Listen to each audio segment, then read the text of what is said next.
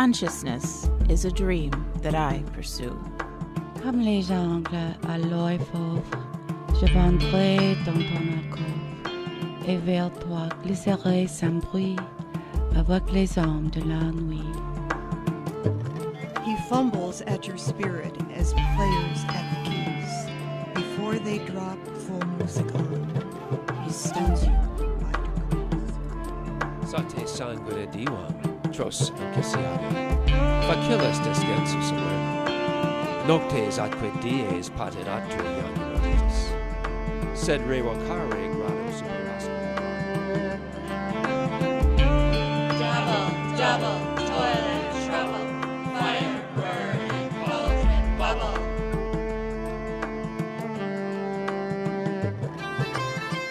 Full fathom 5, thy father lies. Of his bones are coral made. Those are pearls that were his eyes. Nothing of him that... Come, sealing night, scarf up the tender eye of pitiful day.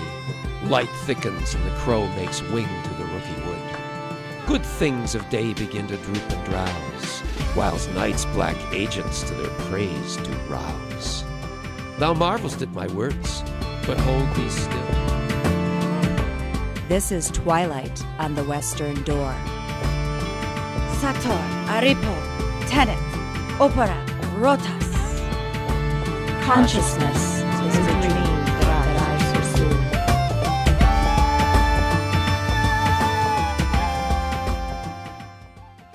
Hi, this is Mason Winfield, the host of Twilight on the Western Door, a program of discussions and interviews with world-class experts who take us from the roots of the paranormal to the cutting edge of understanding. The title of our program tonight is Tantric Exorcist, the supernatural adventures of a Buddhist monk.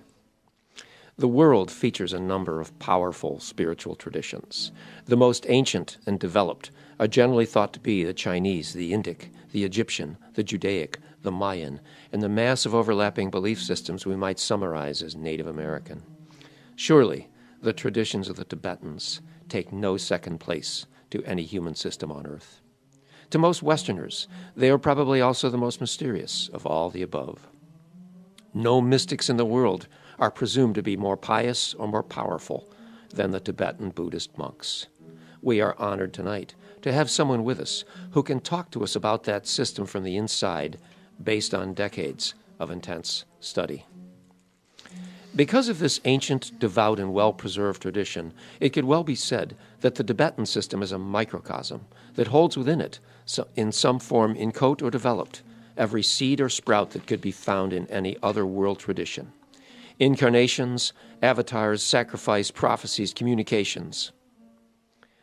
And every major world tradition, including the Tibetan, has some accommodation for the intervention of not always positive supernatural influences. We come to the tender subject of what we in the West might call the condition of demonic possession, and the reverse medicine, exorcism.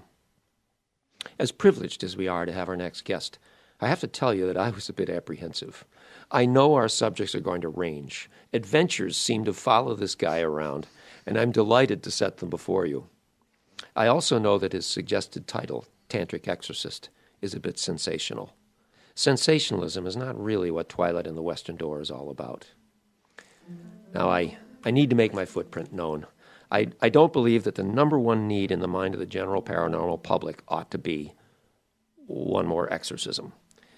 There are a few subjects that rouse more devout reaction in me. I'm not possessed. You aren't possessed. Nobody I know is possessed. Nobody you know is possessed. That's what I think. If true demonic possession does exist, it's rare. I'm following what I was told and taught about these subjects in the Western Catholic Franciscan tradition by my old friend, Father Alphonsus Trabold, religion and psychology professor at St. Bonaventure University in Olean, New York. For now, I have to clarify that I'm willing, though, to consider anything, and it's entirely possible that I may change a few of my own opinions. We're talking to a scholar tonight who might have a different opinion than I do, and I want to welcome a traveling Buddhist monk, Usel Panchen. Usel, are you here? Yes, sir, I am. Praise the Lord, I can see that myself. I've known Usel for a couple of years now. He's spent a bit of his time in Buffalo, New York. We've crossed paths, conferred a number of times. I respect this young individual enough that even if he is going to talk about things I don't like and steer this discussion in directions I don't want it to go, I want to present him and his insights before you all. He is a powerful individual. Usel, Yes, are you sir. ready to take a little walk right now into the twilight? I'm just amazed I'm on your show. I've been a fan of yours for many years now. Well, we're a mutual admiration society of two tonight. Great. Usel, I need to ask you, first of all, what, and correct my pronunciation, but what is a nakapa? What sort of training, what is a nakapa, and what sort of training did you have to become one? Well, it's pronounced Nakpa, and I'm sure that changes from where you are from or what, how it's spelt. But basically, Nakpa is a non-monastic monk or a person who takes spiritual direction very seriously but chooses not to live in a monastery. It is considered to be a harder path, and you engage in the same vein of practices as monastic monks, but because you're doing it amongst lay people, it's considered a greater merit, and that it shows that anyone can make great striving leaps in the path of enlightenment, or, ideally do it in one lifetime. The original Buddhists were all lay men and women. The whole idea of monastic living is not original to the first few generations of Buddhism, as far as the top scholars that I've been able to talk to have told me. Yeah, that's interesting. I'm sure it was that way with Christianity.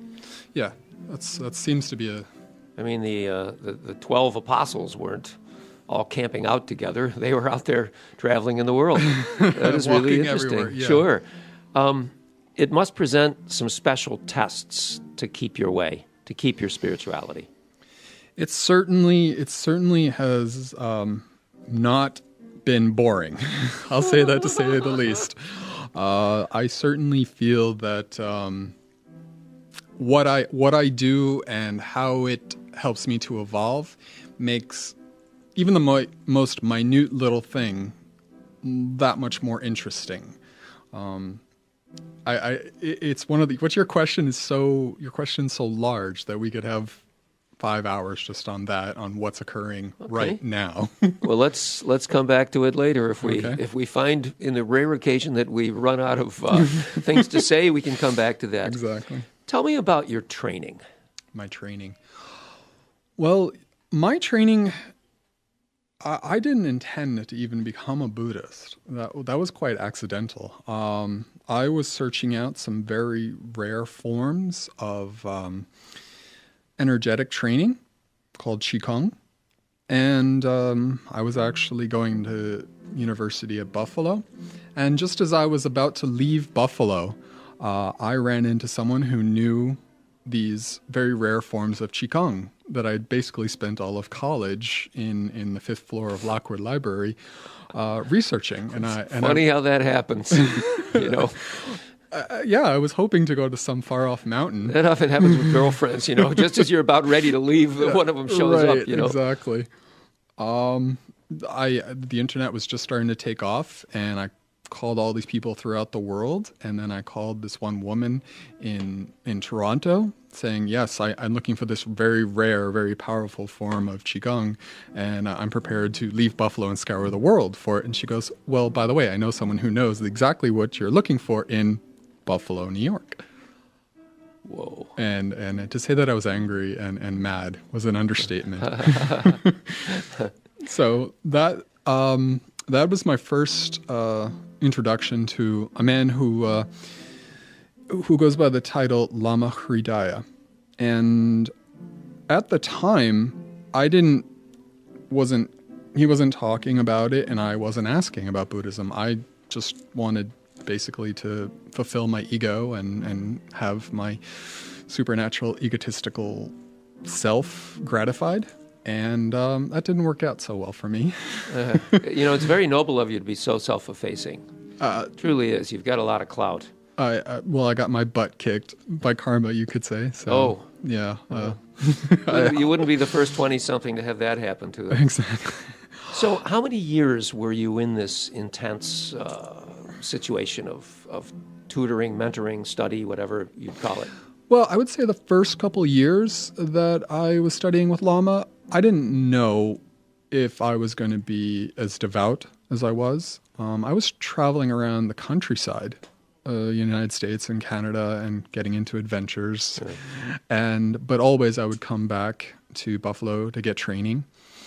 And then finally I just, made a decision as to what I was going to do with my life.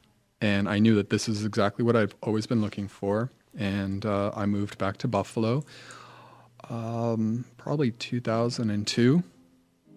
I was living in Buffalo and Toronto. And so I would say around 2002, I got very serious. And in 2005, I took ordination. So very, very seriously since 2005. Alrighty. But I have been doing the training since 98, a lot of the training. How many people do you think there are like you that have your commensurate training and are Noktas that are non-monastic Buddhist monks? How many of you guys do you think there are? Well, that's pretty hard to tell because Noktas could be one family living in a mountainside somewhere, and no one knows about them. Yeah. I've heard that there's a bunch of Nakpa sects living in the western part of China who still believe that they're lords of the land and ride around on horseback with swords.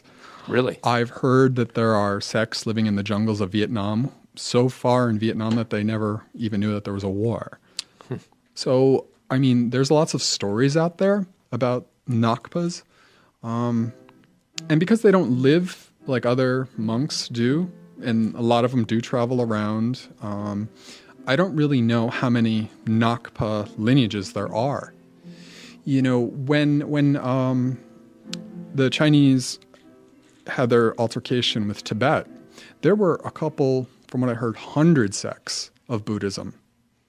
The world now believes that, for the most part, there's only 4. And that really speaks to the amount of carnage and decimation that occurred. Really? Oh, brother. And there's still more. It's just the first 4 to reach it to the west made the big splash and had the effect they had. So, as far as I know, in United States, Canada, and Brazil is a hotbed of this stuff apparently, I think there's about 6 or 7 Nakpa sects. Okay. There could be more. They're usually they don't go public. Sure, there's no Nakpa badge or no ninja costume you guys wear. Right. Hey, is your tutor still in the area? Is he still in Western New York? Mm-hmm. Oh, yeah. Hope I get to meet him someday. Hey, okay, here's the first loaded question. Why do you think supernatural adventures follow you around? You get into more jive than anybody I know. I am often made fun of for that within what's known as my Sangha. Really, it has to do with my own fault. Okay, I wasn't always the picture of perfection you see before you. I wasn't always, this level of calm that I am right now. I definitely took the hard path. I definitely made the wrong decisions and chased the wrong things in my youth. So in effect, I did bad practices that I didn't know were bad. I was just doing anything. Probably fun. At the time. Yeah, at the start. Yeah, anyway. At the time. Very ego-gratifying practices. And that didn't turn out so well for me. Yeah. So when I took my ordination, things changed immediately. And all of a sudden I started having to live to a higher set of standards. Yeah. But for myself personally, I still had a lot of karma to work through. I was still, I guess you could say, open to things and now having to let go of those things made me very attractive, I would say, to a lot of forces. You know, my old buddy Mike Bastien, the Algonquin mystic and elder, when he was a young guy in his 20s, I mean, I'm not really revealing any dirty laundry to say that he was a partier. Okay. Him and his buddies, you know, they were... So, you know, who wasn't in their 20s? But when he started tutoring with his elder, Mad Bear, Mad Bear pointed at a beer bottle once and said, you know, if you want to stay on the medicine path, you can't touch that stuff again.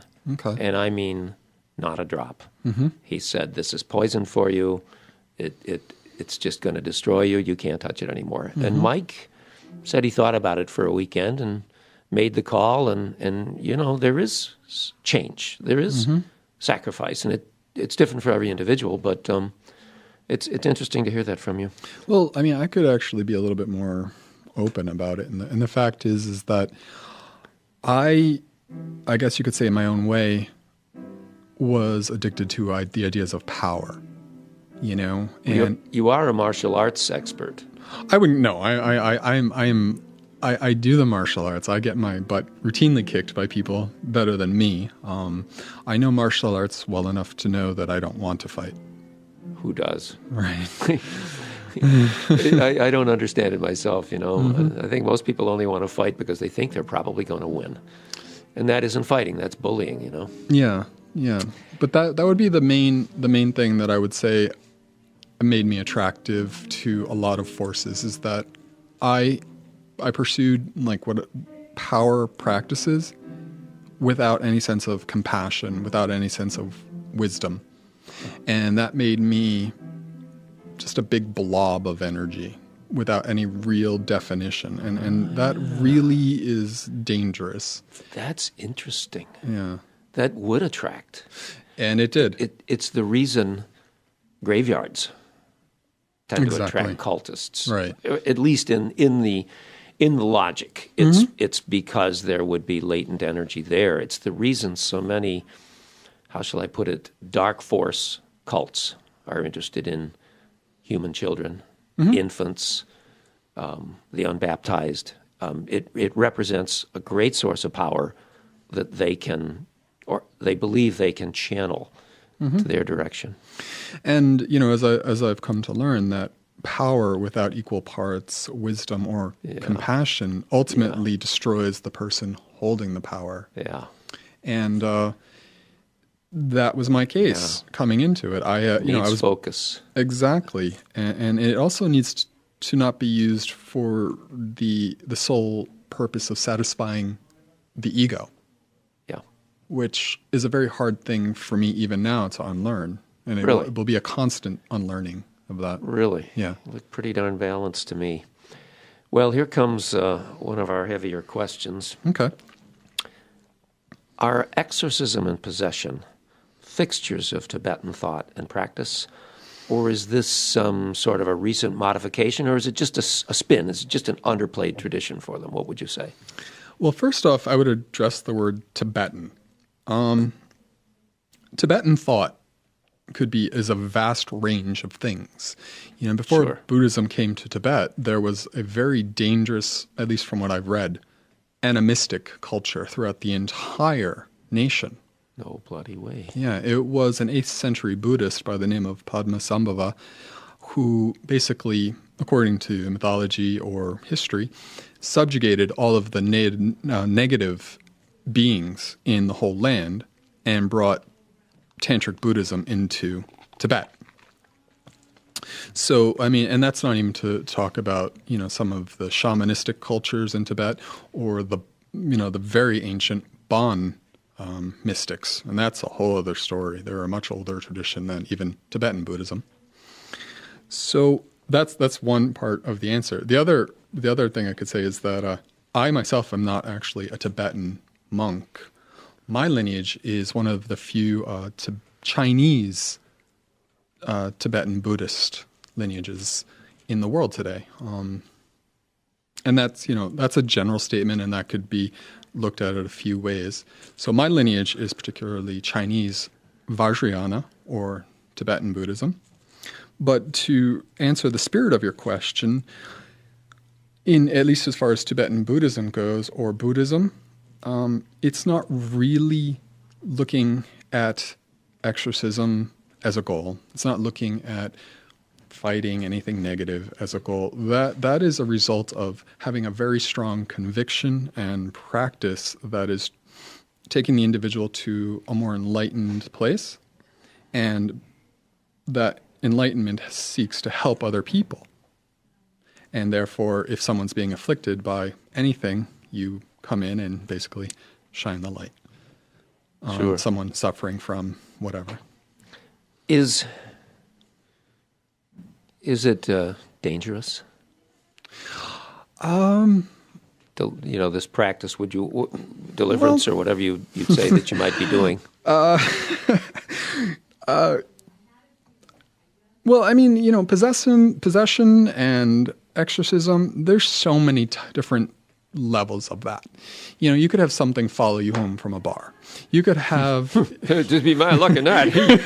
Well, depending. You could buy some old antique. There's a world of difference between a full-on possession where something has control over your entire consciousness versus something around you or something attached to your house, something attached to an item in your house, or something that's being just walking through your area.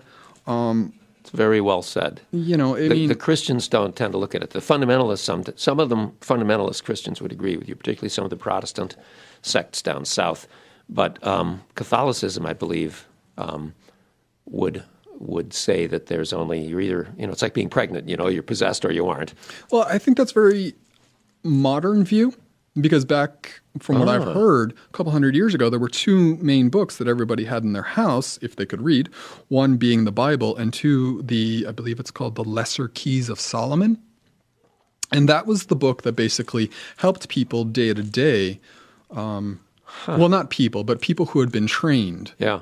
It still is a dangerous thing. Every time I have cleared a house of anything or an area, I have to do a lot of practices to come back. Yeah. There is, as far as I know, until you're very, very talented and very, very well learned in this skill, there is no doing this without taking a hit. And that is just something you do on behalf of other people who are suffering. Yeah. So it's in Christian tradition, the ritual of exorcism is not something for untrained people. Exactly. I mean, never even peaked in high school Rob Lowe, from the contemporary commercial. This is not a place for the untrained. Let's turn to another subject here that's connected. Tantra. Okay. And there's a few stereotypes about Tantra, and perhaps you might be able to enlighten us as to the broader meaning of the term, Well, should there be one? Yes, there definitely should. Tantra is a process. It's a spiritual process. And I'm going to say two statements, and they're both equally true. Tantra is taking every experience you have, and whether it's good, bad, negative, or indifferent, using everything you're going through and using that as fuel for enlightenment.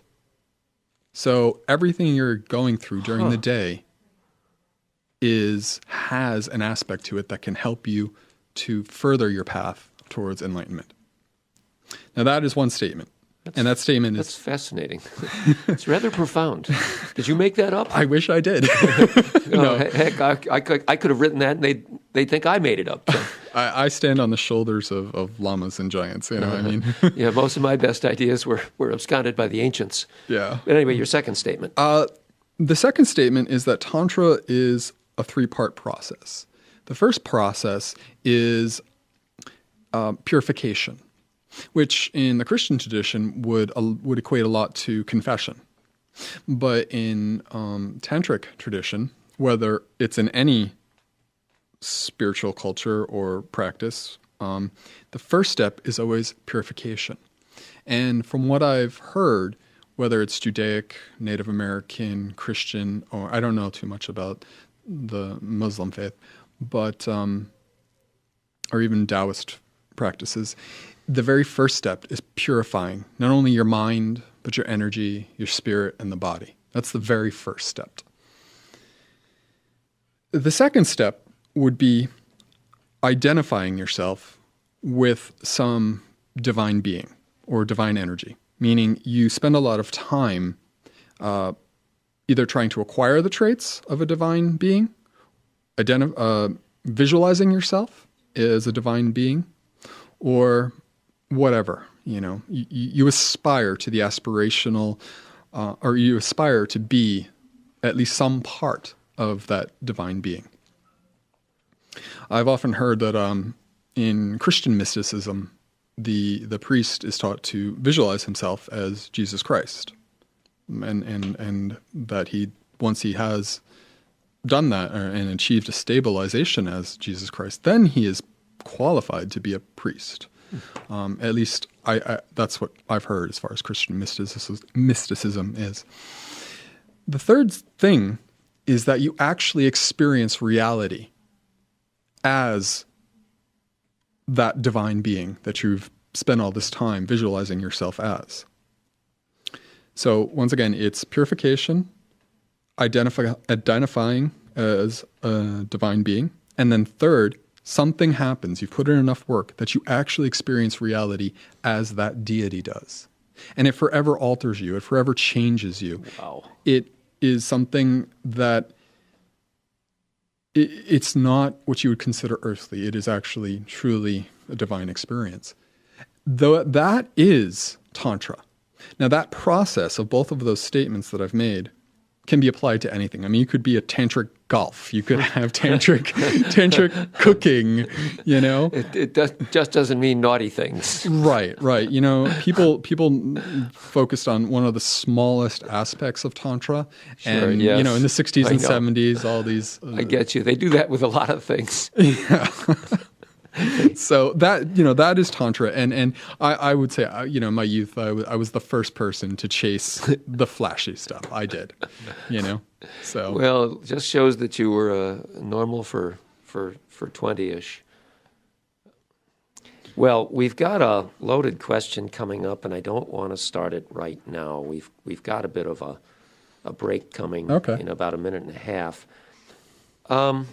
If somebody wanted to reach you and get your services to clean and clear a house, they're perfectly welcome to contact us through Twilight on the Western Door at Facebook, whatever. But do you have any kind of a website or any contact I could give people? Yeah, I just put up a website called thekilagroup.com.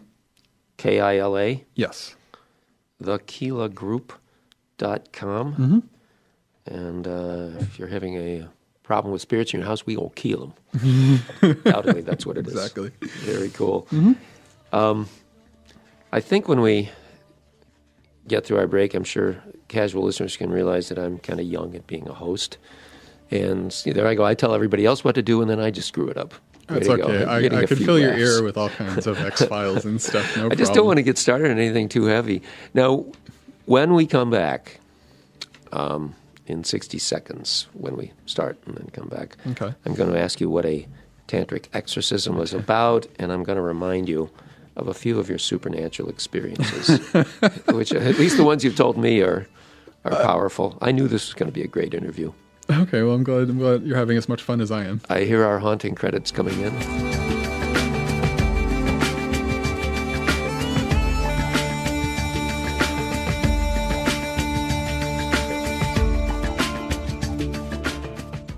You're listening to Go Podcast Yourself Network. Let's go check it out at gopodcastyourself.com. And we love you.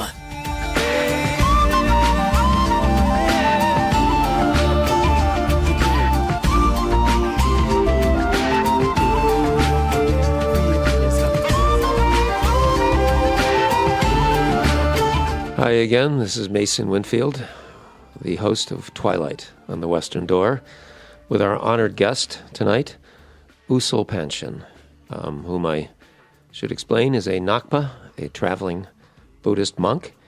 And many of you, I hope you get a look at some of the photos the photo we took in studio, because when a lot of you hear Buddhist monk, you're probably thinking this little pious guy in a pastel-colored sarong and a little Hawaiian kind of a hat or something. And no, Master Usel, is a very athletic-looking young fellow. He is a martial arts practitioner, and so you may get a little surprised. But as we know from talking to him, though, there's no lack of devotion and commitment there, and I'm finding him a very impressive guy to talk to.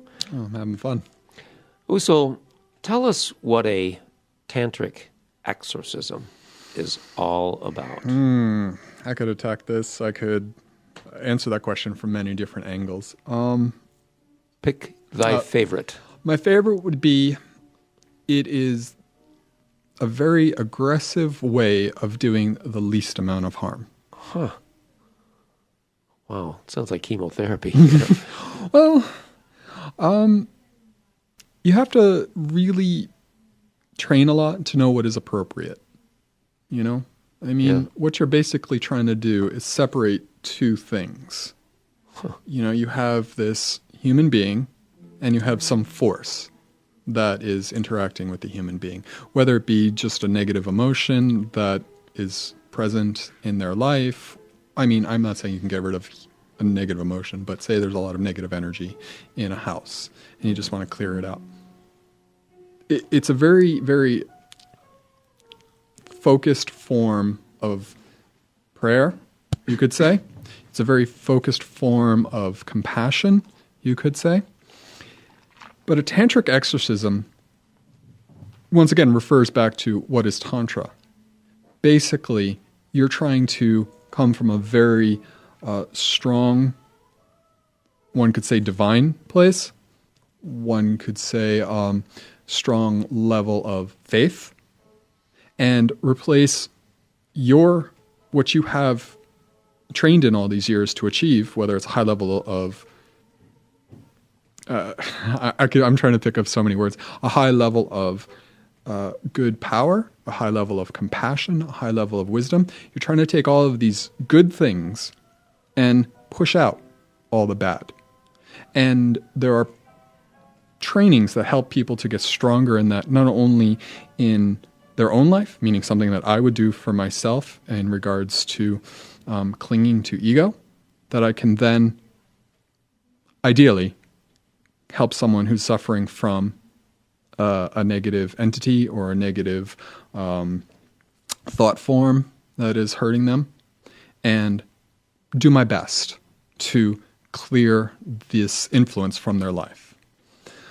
That's how I understand it.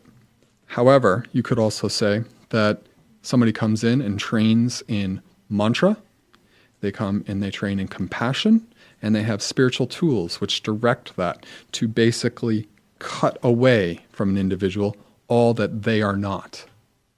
Anything that is not them can now be released from their vicinity, their house, their person, and also ideally from influencing that person.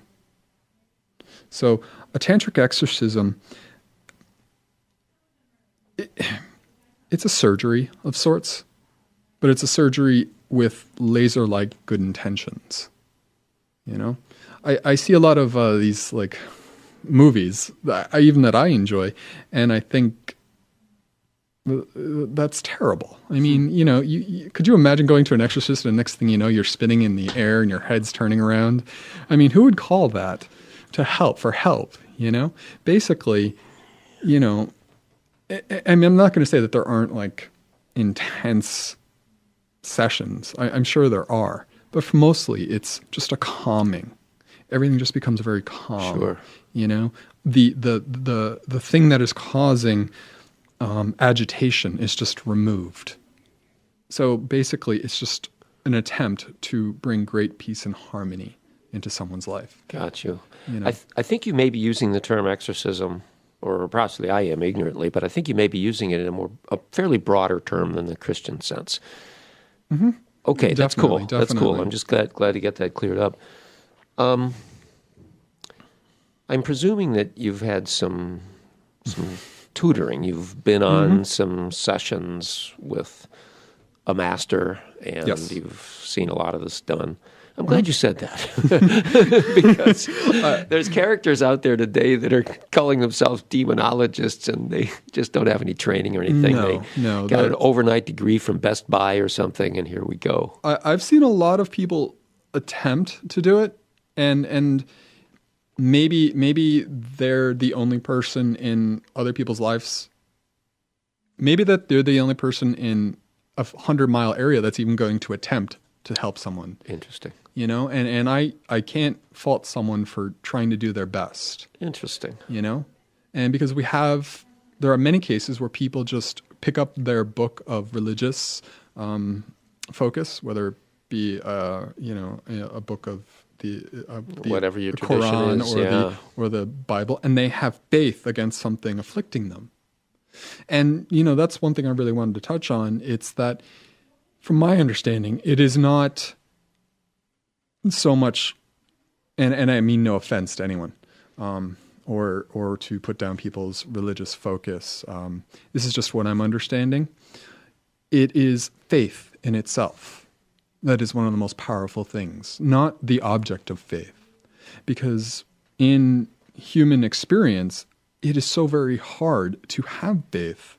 Yeah. But once you do have it, it is something, from what I've learned, that is of a great spiritual force. Yeah. And as long as it's real and not ego-based, then it becomes a very powerful backbone in any human's life, whether they're Christian or Muslim or what have you. So, you know, whether it's somebody picking up a Bible or someone picking up anything, and they have faith and then they direct it, well, then now you have faith being directed at something that has no faith. You know, I mean, I've seen a lot of ghost stories where someone just picks up a book and goes, "Be gone," and they are gone.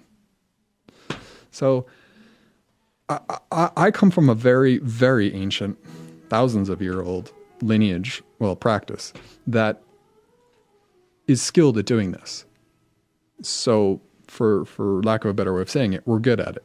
But a lot of people do go into it with the idea of, I'm going to be an exorcist, and I am going to save you. And they just end up doing more harm and than I'll good. end up in Hollywood. Right. And you know, there's a lot of people trying to be exorcists right now because of the money that can be made. 1 out of 100,000, but right. sure, yeah. Yeah, but I have not seen anyone who's done it, and or at least the people of the broadband that we're talking about who just go into it thinking they can do it.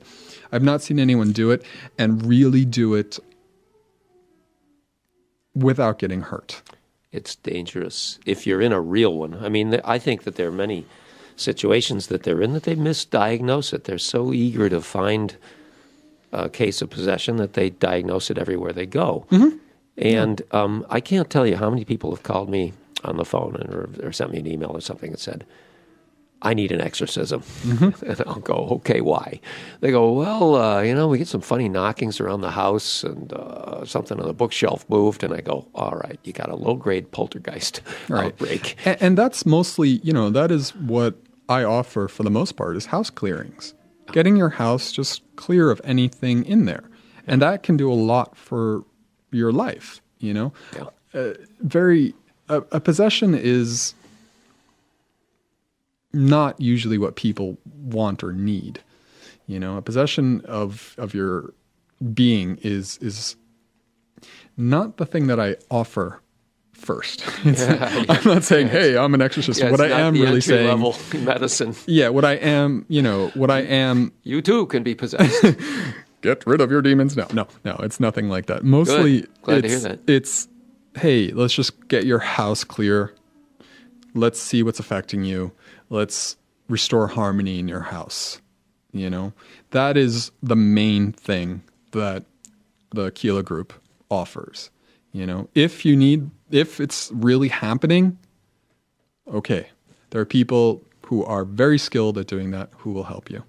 That's great. Mm-hmm. I'm going to keep you guys in the fold. I'm not feeling, particularly possessed right now, but Who knows? Right. Just if I say the wrong thing here, blame it on that. But Okay. hey, how many encounters of the really strong sort, how many of those would you say, if you can estimate, 10, 15? I mean, how many times have you seen a kind of a aggressive case? Oh, an aggressive... Extreme.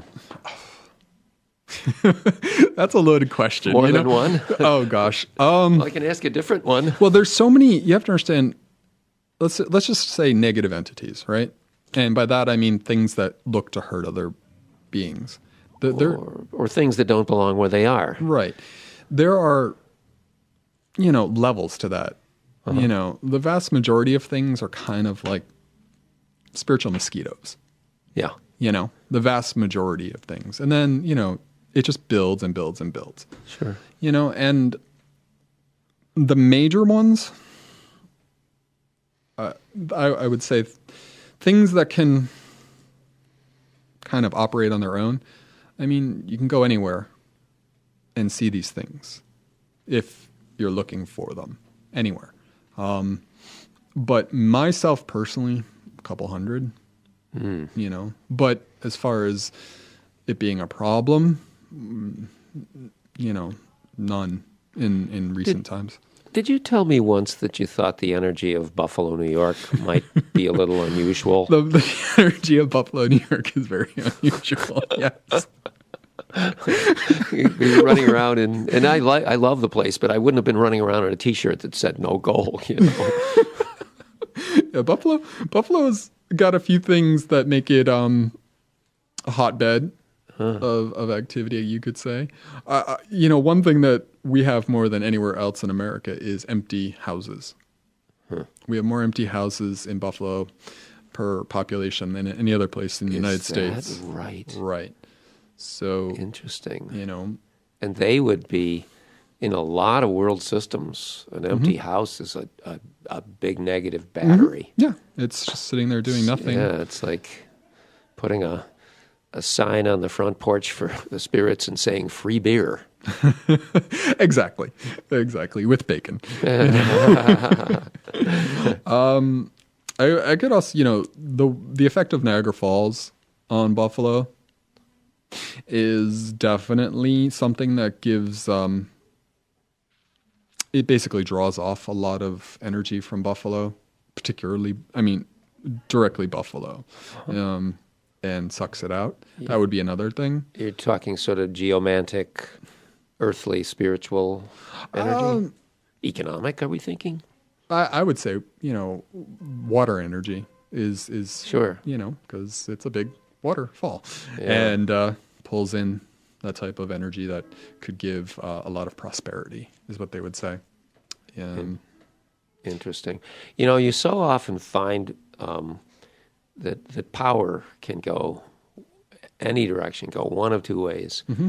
And it can go really, really, really good, and it can go really, really bad, yeah. And it'll flip-flop. I mean, I'm thinking most of life is cyclical, and I'm hoping, that Western New York is on the upswing. I heard that Buffalo is rated #1 up-and-coming city in America by Time Magazine. I think it was like 2 years ago. Sure, that's what I heard. The Buffalo Billion, somebody going to give us a bunch of money. That'll call in some energy. Okay. Hey, we've chatted before about spiritual warfare, but for the benefit of our listeners and for my re-edification, at its core, what would you say spiritual warfare is, and where does the role of compassion play in the whole situation?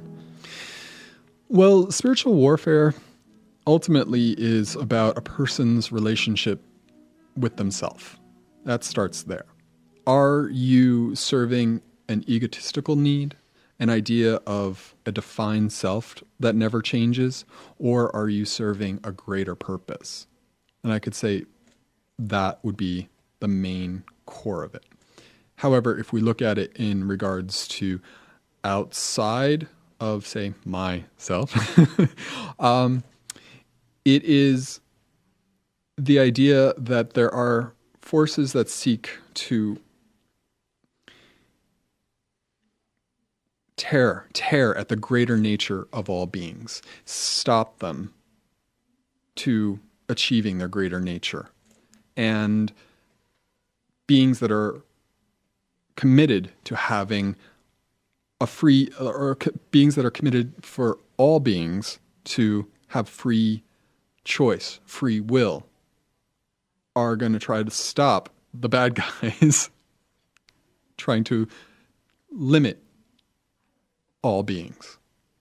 You know, it's not that, say in a worst case scenario, that there is a big bad spiritual entity harming all these people. It's not that I'm going to go and try to hurt this negative entity. The devil. Let's just say the devil. Okay? As an abstract. Right. Basically, I am trying to view the greater nature of this devil and say, in effect, my poor child, I care about you and I want you to stop not only hurting other people, but accruing all this negative karma on the path that you're on. So I will do anything to help you realize your greater nature and help you to not hurt other people, because I see what you really are. I see that you're confused, you're hurt, you have this idea of what you want, but you're not really following what you really are. Your mind has been polluted by all of these ideas, and you've followed them, and now you're able to hurt other people. So at its core, it's just compassion for all beings. When you use compassion in such a manner, compassion has an effect on negative entities that's sort of like an awe, like a stun, like a quiet moment that they're very uncomfortable with. So, when you learn how to radiate compassion, it has this very calming effect on everything around it. If you do it, it could go, a lot of ways, but, radiate compassion at negative things, and they tend to stop doing negative things. So that really is what I practice as far as spiritual warfare. It's just becoming very, very good at being consistent at radiating compassion and focusing it. Wow. The most effective disciplinarians I knew at some of the schools I worked at were not necessarily the real big tough guys. Right. I mean, that could help, but they radiated compassion. They radiated concern. And if the student who's acting up really picked that up and that it was real and not an act, very often they were much easier to deal with. Right.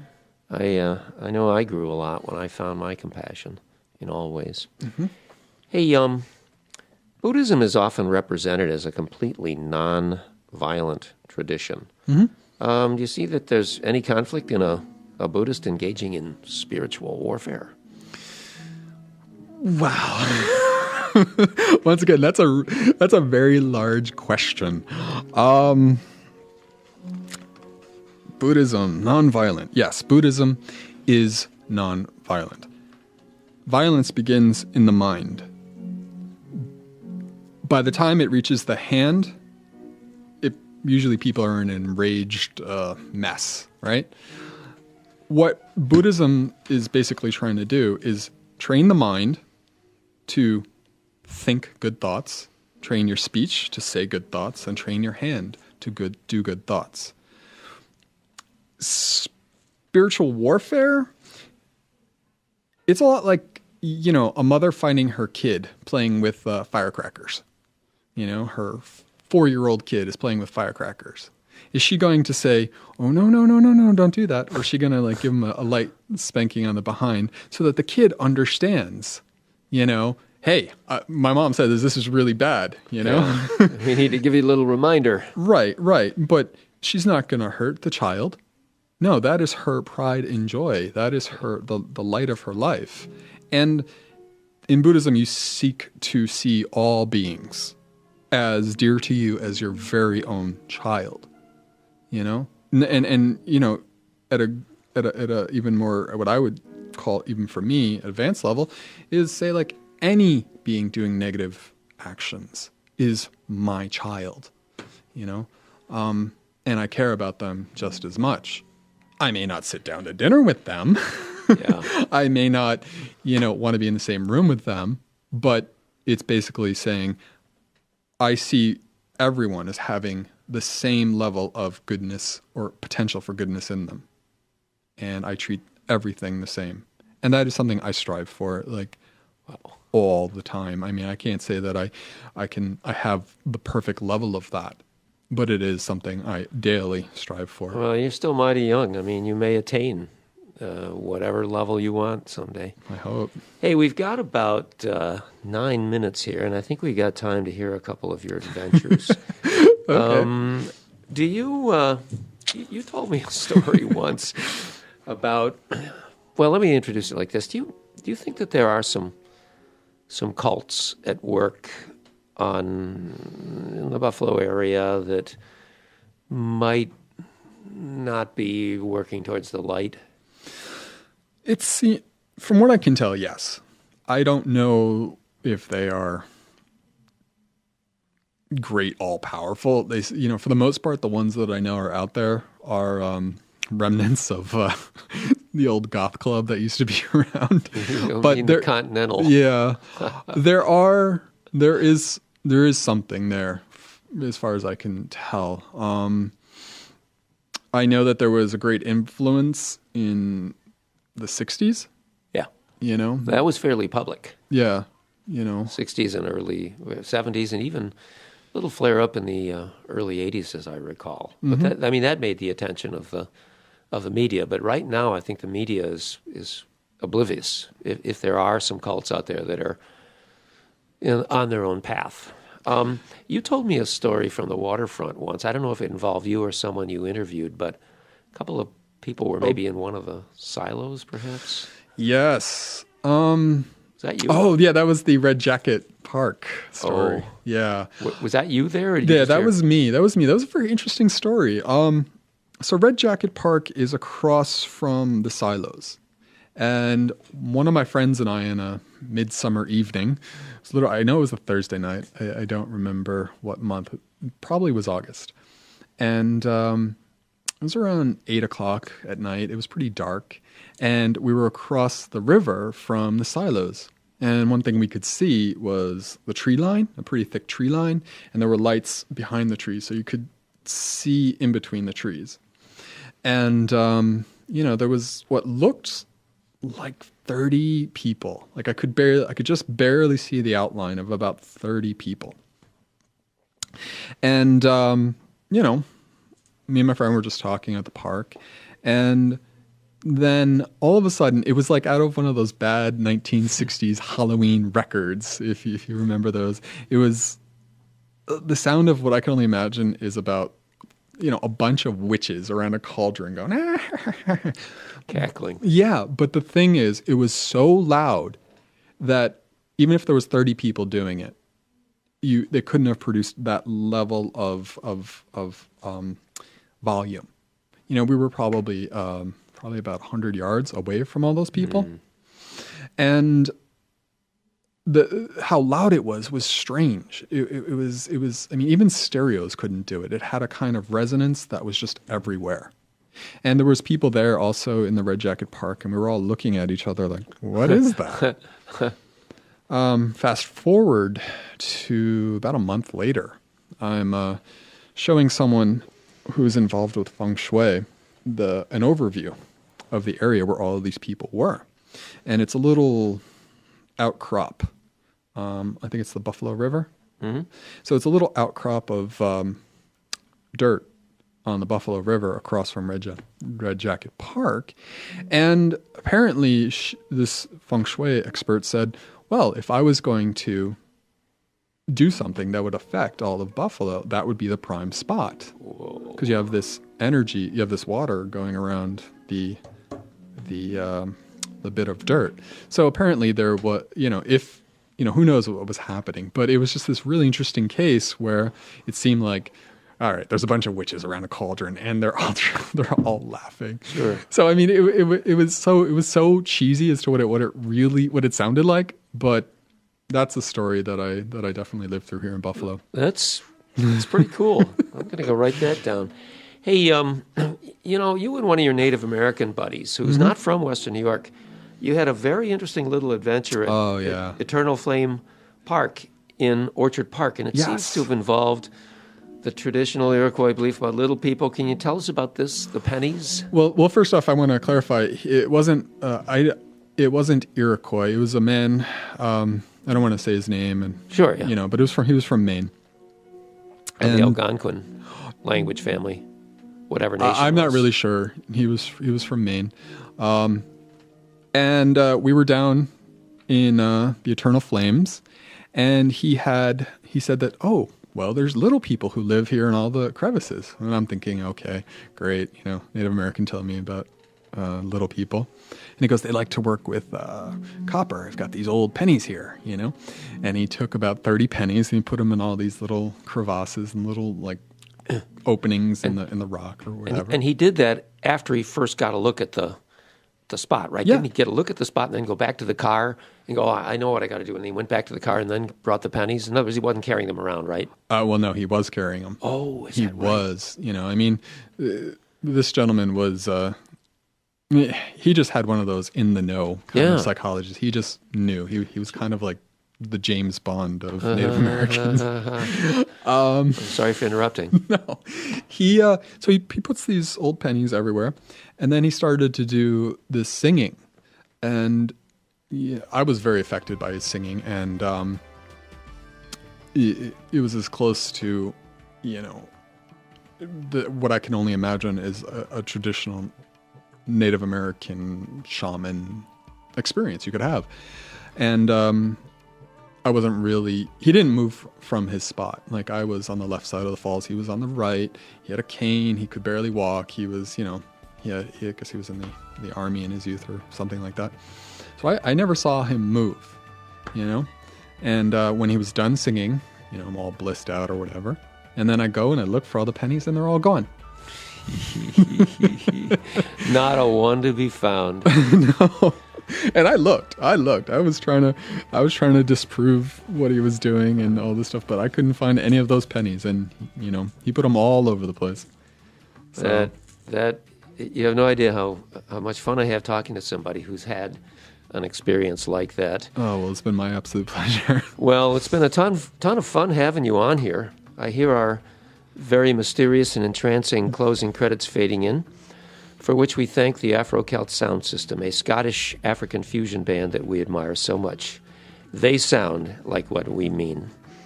We thank them for their work, as we thank Chris Starr, Carolyn Smith, and the whole GPY Radio Go Podcast Yourself network. We thank our engineers and support staff, Dale Smith and Devilish DJ Scott. Most of all, we thank our honored guest, Usel Panchen. You can contact him for speaking events, for clearing events, anything you need him for. You can contact him through our website and Facebook page, Twilight on the Western Door. Otherwise, until we meet again in the twilight, shine in that light whose smile kindles the universe. Work every day to make this a better world. Thank you, Usel. Thank you very much for having me.